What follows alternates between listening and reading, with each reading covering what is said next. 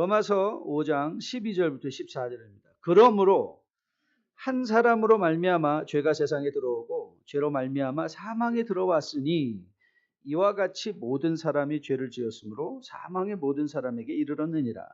죄가 율법이 있기 전에도 세상에 있었으나 율법이 없었을 때에는 죄를 죄로 여기지 아니하였느니라. 그러나 아담으로부터 모세까지 아담의 범죄와 같은 죄를 짓지 아니한 자들까지도 사망이 왕노릇하였나니 아담은 오실자의 모형이라. 아멘. 우리는 로마서를 시작하면서 바울이 로마 교회를 개척하지도 않았고 로마서 신서를 쓸 때는 로마를 방문하지도 않은 상태에서 로마로부터 오는 많은 동역자들과 교제하고 로마 교회에 관하여 들은 얘기를 근거로 해서 그가 또한 더불어 서버나 땅끝까지 선교하러 가는데 이제 앞으로 로마 교회가 좀 도와달라라는 차원의 그 도움을 요청하는 편지로서 로마서를 썼다는 것을 확인받고 시작했습니다.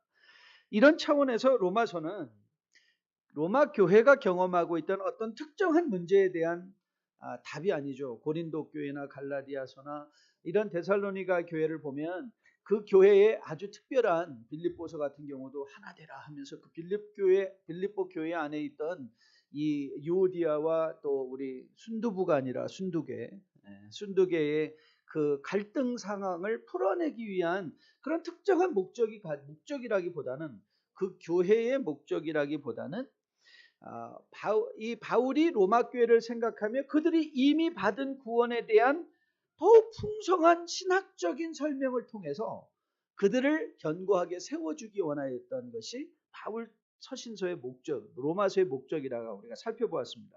그래서 우리가 지난주에도 본 것처럼 로마서 15장 15절을 보면 마지막 부분에 그가 이렇게 로마서를 쓰고 있는 목적을 그가 소개했죠. 그러나 내가 너희로 다시 생각나게 하려고 하나님께서 내게 주신 은혜로 말미암아 더욱 담대히 대략 너희에게 썼노니 정말 이게 대략 쓴 거예요. 대략. 이거 풀어가는데 이렇게 오래 시간이 걸리는데 바울은 그래 대략 쓴 것이니 이 은혜는 곧 나로 이방인을 위하여 그리스도 예수의 일꾼이 되어 하나님의 복음의 제사장 직분을 하게 하는 이방인을 제물로 드리는 것이 성령 안에서 거룩하게 되어 받으실 만하게 하려 하심이라. 그래서 여러분이 로마서를 보면 이 로마서에서는 이 복음에 대한 이 구원에 대한 이 원론적인 설명이 자주 반복해서 등장하는 것을 보게 됩니다. 자, 이제 우리가 1절부터 11절까지 도대체 구원의 능력이 뭐냐? 칭의의 열매는 뭐냐? 우리가 구원을 받으면 어떻게 구원을 누리며 살 것이냐의 그 주제들을 살펴보았는데 이제 바울이 12절을 시작하면서 그러므로라는 이 접속사로 시작하고 있는 것을 보게 됩니다. 이 그러므로라는 이 접속사는 5장 12절부터 21절의 말씀의 첫머리에 시작하는데 여러분이 잘 알고 계신 대로 이 그러므로라는 것은 앞서 일어난 일에 대한 결론을 주려 할 때 사용되는 것 아닙니까? 그렇죠? 그러므로라고 하면 이제 앞에서 이렇게 말했으니까 이제는 이렇게 되는 건데 그런데 우리가 11절과 12절에 여러분이 이 변화되는 그 이 의미의 추이를 잘 따라가 보면 이게 결론인 듯한 것으로 보이지 않다는 거예요. 결론인 것 같지가 않아요.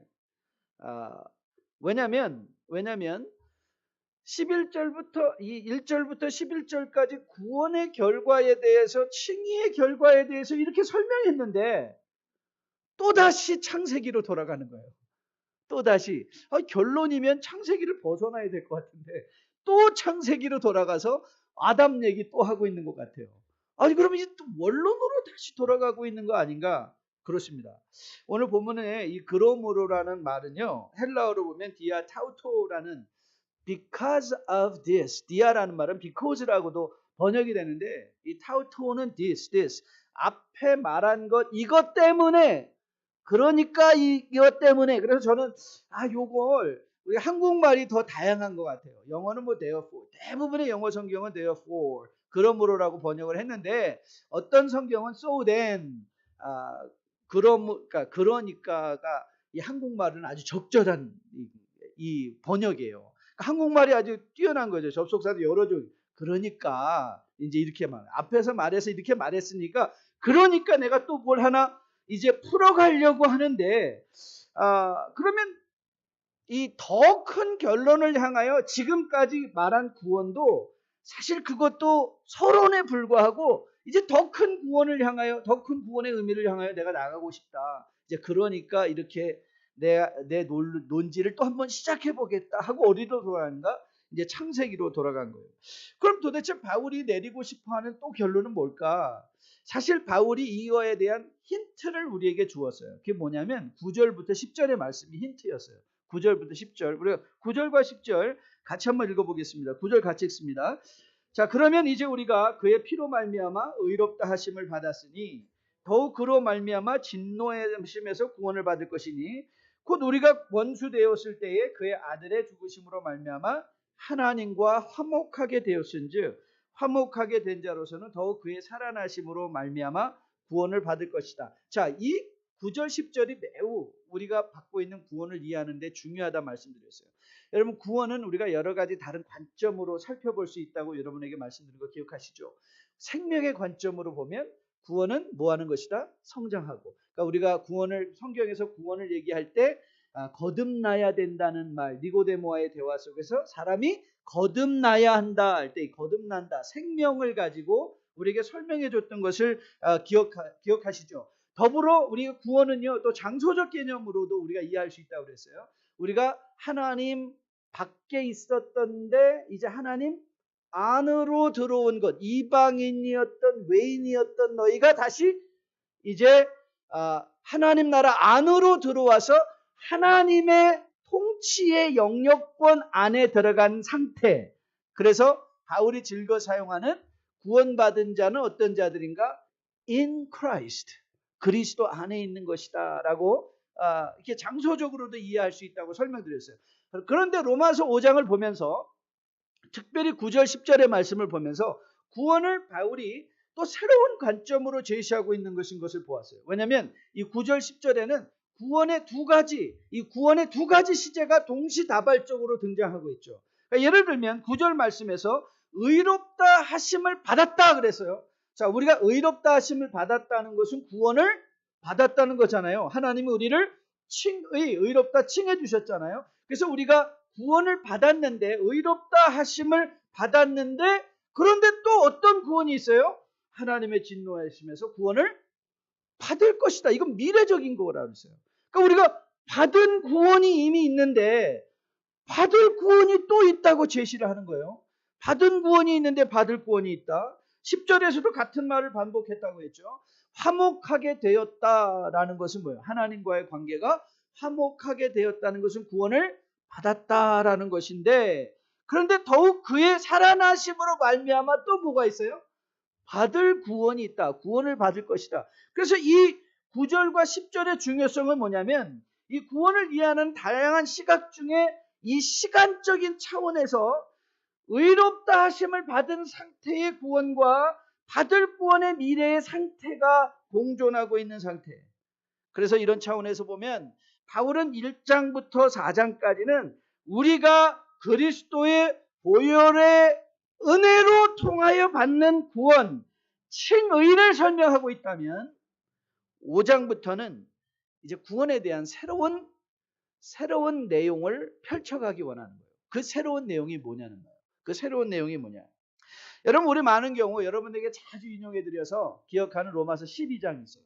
이 로마서 12장은 이렇게 시작되죠. 그러므로 형제들아, 이 그러므로는 정말 이제 그러므로예요. 이제 앞에 말한 구원의 모든 것들에 대해서 내가 얘기했으니까 그러므로 형제들아, 내가 하나님의 모든 자비하심으로 너희를 권하노니 너희 몸을 하나님이 기뻐하시는 거룩한 산 제물로 드리라.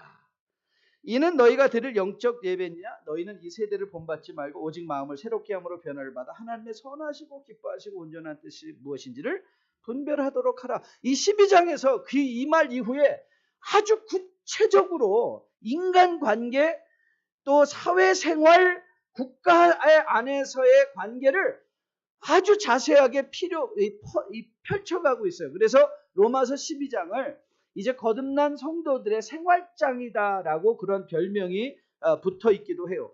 그런데 저는 거기에 조금 더 깊이 들어간다면 저는 로마서 12장이 성도의 생활장의 시작점이 아니라 저는 로마서 5장 12절 이하의 말씀이 생활장의 시작이라고 생각을 해요.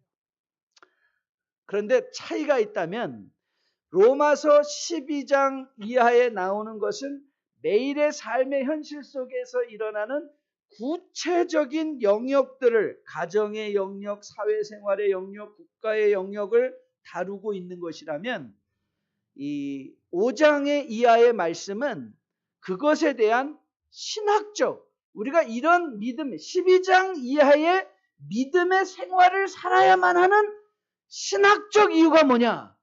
신학적 이유를 이제 5장에서부터 펼쳐가고 있다고 저는 믿습니다.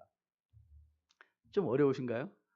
네, 반응들이 좀 어려우신 것 같아요. 근데 다시 한번 잘 들어보시면 우리가 여기서 몇 주 머물 거니까 아마 이해가 잘 될 거예요. 자, 그러면 도대체 5장 12절 이하의 말씀은 우리에게 믿음의 어떤 면을, 어떤 신학적 배경을 설명해 줌으로 말미암아 우리가 구원 이후에 살아내야 되는 삶의 근거를 제시하고 있는 것일까? 자, 그것은 우리가 결론적으로 얘기한다면 우리가 지금 부르심을 받고 있는, 우리가 받은 구원의 상태가 어떤 상태인가 하면 이미와 아직에 끼어 있는 상태라는 거예요. 이게 이제 굉장히 중요한 개념입니다. 여러분 절대 잊지 말아야 될 개념인데요. 이미와 아직에 끼어 있다. 하나님의 나라가 그리스도의 부활과 함께 이미 우리 가운데 왔으나 아직 완성되지 않은 것. 그러니까 already kingdom is here but not yet consummated. 아직 완성된, 그 완성된 하나님의 나라는 어떤 나라인가 하면 이 땅에 에덴이 회복되어지는, 이 땅에 에덴의 회복이 일어나는, 바로 그 에덴의 회복이 이 계시록 21장에서 보는 것처럼 새 하늘과 새 땅의 새 예루살렘, 그 상징적인 표현으로 우리가 몸담고 살아가고 있는 우리의 삶의 현장의 회복을 의미하고 있는 것이거든요. 그러니까 우리는 이미 그 회복이 시작되었음에도 불구하고 아직 완성되지 않은 우리가 살아가고 있는 이 낀 세대를 살아가고 있는 거예요. 낀 세대. 자, 오늘 바울은 그래서 이런 차원에서 우리를 다시 창세기로 데려갑니다. 창세기로 데려가서 한 사람으로 말미암아 죄가 세상에 들어왔다라고 선언을 했어요. 물론 이 한 사람은 아담을 가리키는 거겠죠. 그런데 여러분이 오늘 이 표현에서 중요하게 봐야 되는 건 뭐냐면 죄가 세상에 들어왔다라는 이 들어왔다라는 표현이에요. 자, 이 들어왔다는 것은 이전에 어디 있다는 거예요? 바깥에 있었다는 거 아니에요. 그렇죠? 없었던 거 아니에요. 이 세상에 없었던 것인데 들어온 것이라는 이 개념을 이제 여러분들이 장소적으로 비주얼라이즈 하면서 이 죄에 대한 개념을 우리는 윤리적인 것에 너무 국한돼서 이해함으로 말미암아 죄에 대한 개념이 매우 shallow, 아주 얇아요. 그래서 우리의 삶을 fully 이 죄와 관련되어 이해를 하지 못하는 경우가 참 많이 있어요. 그런데 이 죄를 윤리적인 개념 외에도 이제 장소적인 개념으로 죄가 치고 들어온 거예요. 세상으로 치고 들어왔다. 그러면 이 말을 여러분들이 돌려 얘기한다면 오늘도 지금 아직 우리가 완성되지 않는 하나님의 나라를 살아가고 있는 우리들에게 전해주는 교훈이 있죠. 지금도 만일 죄의 영향력이 있다면 죄가 어떻게 하고 있어요? 여러분들 인생 속에 치고 들어오고 있다는 걸 기억하시는 거예요. 그것만 기억해도 우리의 삶에 여러 가지 문제들이 해결할 수 있어요. 자, 그러면 이 죄의 영향력이 뭐냐? 우리를 치고 들어왔기 때문에 생겨난 죄의 영향력이 14절이죠. 14절 같이 한번 읽어보겠습니다. 같이 읽습니다. 시작. 그러나 아담으로부터 모세까지 아담의 범죄와 같은 죄를 지지 아니하던 자까지도 사망이 왕노릇하였나니 아담은 오실 자의 모형이다. 자, 여기서 또 중요한 단어는 뭐냐면 죄가 치고 들어왔어요. 근데 죄의 싹스는 뭐예요? 사망이에요. 그럼 사망이 왕노릇했다라는 것은 결국 또 뭐로 이해할 수 있어요? 죄가 왕노릇한다 라고 돌려 이해해도 아무런 무리가 없는 것이죠. 다시 말하면 이 죄의 이 지배적 성격이에요. 죄는 우리를 지배하기 원해요. 여러분을 룰링, 통치, 왕노릇 하기 원해요. 성경을 공부할 때 이제 우리가 기억할 전제는 하나님께서 성경을 우리에게 언어로 주셨다는 거예요. 이게 참 감사하기도 하면서 헷갈리는 일이기도 해요. 왜냐하면 각 언어는 우리가 이 성경이 적어도 원래 성경에 쓰여진 것은 헬라어 말과 히브리어 아람어인데 이 말이 우리 언어로 이제 또 번역을 해야 되는 과정을 거쳐야 되기 때문에 그래요. 그래서 우리가 이해할 수 있는 언어로 주신 것은 매우 감사한데 그렇기 때문에 우리가 풀어내야 되는 여러 가지 또 문제들이 있어요. 제한들이 있어요. 인간의 언어에는요, 각 언어마다 제한이 많이 있어요. 그래서 묵상과 해석을 필요로 하는 거죠. 한 가지 예를 들어볼게요. 영어로 뜨겁다라는 말이 뭐죠? hot. 그렇죠. 그러면 영어로 맵다라는 말은 또 뭐예요? hot. 그러니까 이게 헷갈리죠. 그렇죠. 다른 상황인데 다른 상황을 설명하는데 한 단어를 사용한단 말이에요. 그러니까는 이 단어를 문맥 전체를 이해하면서 이 단어의 의미가 무엇인지를 그 단어의 뜻만 알고 있다고 우리에게 의미가 전해지는 것이 아니라 이 전체 문맥에서는 뭘 말하고 싶은가를 읽어낼 때야 비로소 우리는 이 단어의 구체적인 의미를 깨달을 수 있죠. 바울은 로마서에서 죄의 삭은 분명히 뭐다? 사망이다, 죽음이다 이렇게 선포를 했습니다. 하나님께서도 창세기에서 인간의 불순종의 결과를 너희가 이 선악과의 열매를 따서 먹으면 정령 뭐하리라? 죽을 것이다 이렇게 얘기를 하셨어요. 그런데 여러분 아담과 이브가 그 에덴 동산에서 선악과를 따먹고 죽었나요? 안 죽었나요? 물론 궁극적으로 길게 말하면 죽었죠. 근데 그거 먹고 당장 죽었나요? 안 죽었나요? 안 죽었단 말이에요. 여러분 그들이 오랜 시간 후에 죽게 됐죠. 그런데 하나님은 분명히 그들에게 뭐라고 했어요? 죽을 것이다 얘기를 했어요. 여러분 그런데 이 말을 그러면 어떻게 이해할까? 마치 영어 성경의 hot, 이거 영어의 hot이라는 단어가 상황에 따라 다른 의미를 가지는 것처럼 성경은 적어도 이 죽는다라는 표현을 세 가지 다른 의미로 설명을 해요. 이제 김도현 목사님께서 이 세 가지 의미를 이렇게 풀어주셨는데요. 첫째는 이렇게 죽는다라는 것을 성경에서 말할 때는 영적인 죽음이 있다는 거예요. 영적인 죽음. 그리고 또 죽는다라고 성경에서 말할 때는 육체적 죽음도 있어요. 그리고 또 성경에서 또 하나의 죽음의 의미가 있는데 그건 영원한 죽음이라는 것이 있어요. 영원한 죽음. 우리는 어디에만 이제 국한돼서 이해하려고 하죠? 예, 육체적인 죽음이 있는 거예요. 육체적인 죽음. 그래서 영적인 죽음은 뭐냐면 하나님과의 관계에서 끊어진 게 죽음이에요. 죽음. 그러니까는 세상에 많은 사람들은 다 하나님과의 관계가 없는 사람은 어떤 상태이다? 하나님과 관계가 분리된 것은 그건 영적인 죽어 있는 상태라는 것이죠. 육체적인 죽음이란 물론 우리의 영과 육신이 분리되는 거예요. 영원한 죽음은요, 이제 심판의 성격에 두 번째 백보자 심판을 지나가며 인간 인류 모두가 주님 앞에 다시 한번 서서 경험할 그 죽음이 영원한 죽음이 그 앞에 있어요. 여러분 구원의 궁극적 목표는 천국을 가는 것이 아니라 왜요? 왜 천국을 가는 것이 아니죠? 천국은 이미 우리 가운데 와 있으니까. 예수님이 우리로 천국을 가는 게 아니라 천국을 가져오시는 것이죠. 죄가 들어왔던 이 세상을 회복시킴으로 말미암아 하나님의 나라가 여기에 건설되는 것. 다른 별로 가는 게 아니라 여기에 하나님의 나라가 이제 건설될 바로 그 천국의 현장이죠. 구원의 궁극적인 목표는 그렇기에 부활입니다. 부활. 성경이 부활을 얘기할 때 이 부활이라는 건 뭐냐면 분리된 우리의 영이 다시 육체와 연합함으로 말미암아 창조의 회복을 이제 경험하는 거죠. 그게 부활이에요. 하나님께서 창조의 회복을 경험하는 것.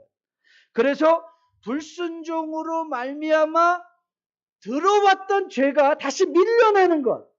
그렇죠? 죄가 몰아내어지는 상태. 하나님의 나라는 죄가 몰아내어지는 상태의 나라라고 우리가 이해하는 것이죠. 그러나 이제 현실로 돌아와서 우리가 살고 있는 이 시대는 이 죽음을 통하여 죄가 아직도 왕노릇하고 있는 시대라는 거예요. 왕노릇하고 있는 시대. 물론 죄의 영향력은 예수님의 부활로 말미암아 믿는 사람에게는 더 이상 완전한 왕노릇을 할 수 없습니다. 왜냐하면 바울이 선언했죠. 사망한 너희 쏘는 것이 어딨냐.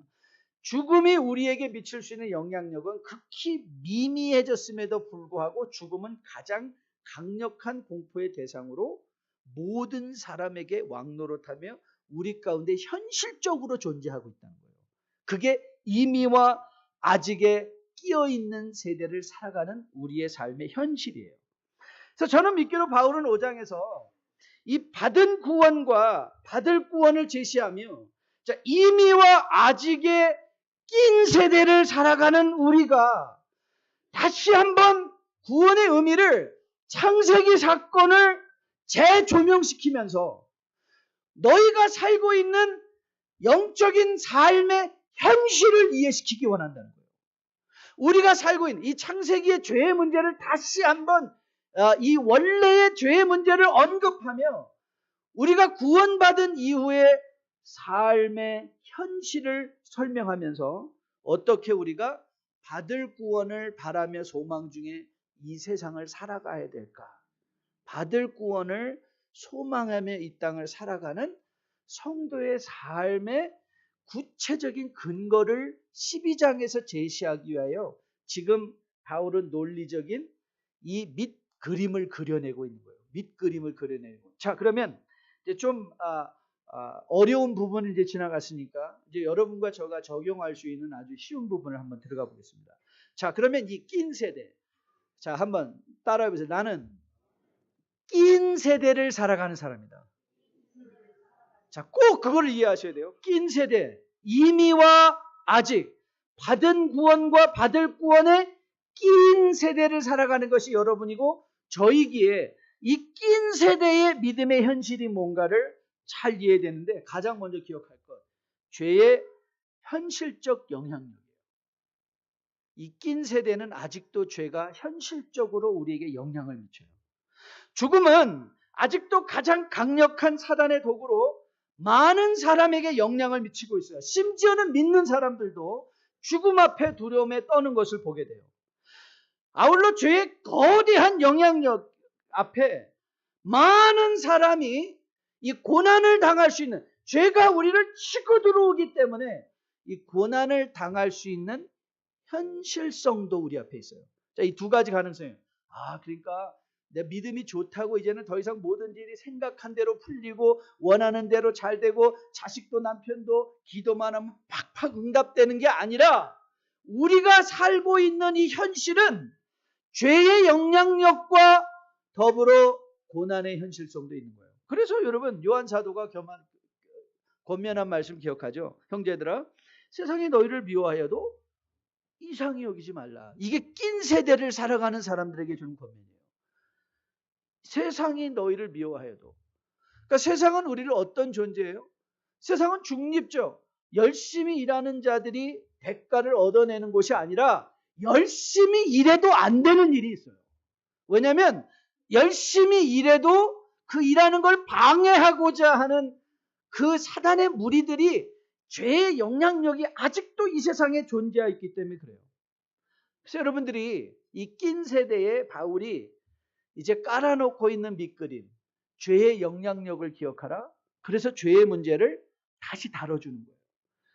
고난의 현실성을 기억하라.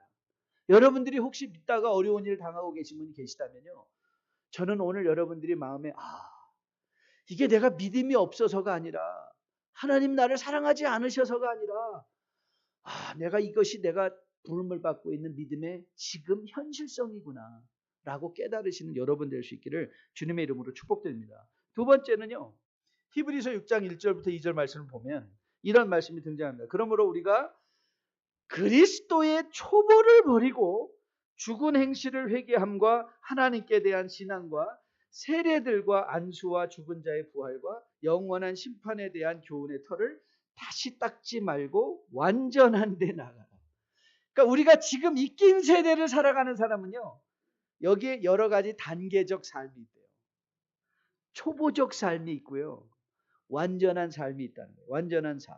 근데 여러분 그거 아십니까? 군인이 승진할 수 있는 유일한 때는 언제예요? 현역에 있을 때. 그렇죠. 제대하고 나면 제대한 계급으로 끝장이에요. 영원히 끝나는 거예요. 제대하면. 그러나 우리가 현역에 있을 때는 우리의 계급이 올라갈 수 있어요. 그렇죠. 여러분 마찬가지로 우리의 신앙의 성숙 또한 우리가 이 낀 세대를 허락하시는 것은 하나님께서 여러분과 저를 초대하는 거죠. 뭐로? 완전한 데까지. 하나님의 완전하고 선하시고 기뻐하실 뜻을 분별할 수 있는 하나님의 마음을 품은 자, 신의 성품에 동참하는 자로 자라갈 수 있는 현실은 언제예요? 지금이에요. 여러분이 낀 세대를 살아가고 있는 이 시대. 그러기에 여러분들이 이 낀 세대의 의식이 없으면 여러분의 믿음의 현실을 자각하지 못하고 저지를 수 있는 실수가 하나 있는데요. 그게 뭐냐면 제가 신앙생활에서 가장 경계하는 것 중에 하나가 하면 무의미한 초보의 반복이에요. 무의미한 초보의 반복. 자, 이렇게 설명해 보겠습니다. 우리 금요일 날도 이 말씀을 제가 나눴는데요. 여러분, 여러분의 자녀가 이제 대학 가는 시즌들이 다 됐잖아요. 이제 대학을 갔어요. 그랬더니 이 녀석이 1년 후에 이제 돌아온 아이들도 많이 있죠. 1학년을 마치고 돌아온 자녀가 아빠, 엄마, 제 1학년 성적 완전히 A도 다 깔았어요. 얼마나 기뻐요. 그랬더니 얘가 또 그러는 거예요. 아빠, 엄마, 1학년이 너무 쉬웠는데 제가 1학년 한 번 더 할게요. 1학년을 한 번 더 한다는 거예요. 그래서 네가 돈 내고 해 라고 하든가 아니면 무슨 말이야, 1학년이 끝나면 2학년으로 가야지. 그렇죠? 끝나면 상상해 보세요. 어떤 학생이 1학년을 완전히 반복하는 거예요. 그 1학년을 10년을 다녔어요. 1학년이 택할 수 있는 모든 것 3번씩 반복해요. 3번째 하니까 뭐예요? 이거 또 얼마나 좋아요. 이미 다 아는 거 노트도 있겠다 뭐 해서. 그래서 1학년 성적이 완전히 다 A예요. 그리고 딱 가면 다 알아요. 캠퍼스도 한 10년 다녔더니 다 알아요. 뭐가 어디 있고 뭐가 어디 있는지 다 어디 가면 싸고 어디 가면 맛있고 식당도 알고 완전히 다 꿰뚫고 있어요. 근데 문제는 뭐예요? 1학년. 자, 우리 앞뒤 자고 계신 분에게 한번 이제 여쭤보세요.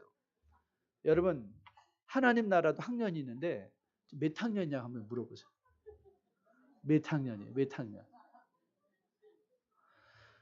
제가 두려운 게 뭐냐면 저는 성도님들이 교회 생활에 익숙해지는 게 성숙한 줄 오해하는 거예요.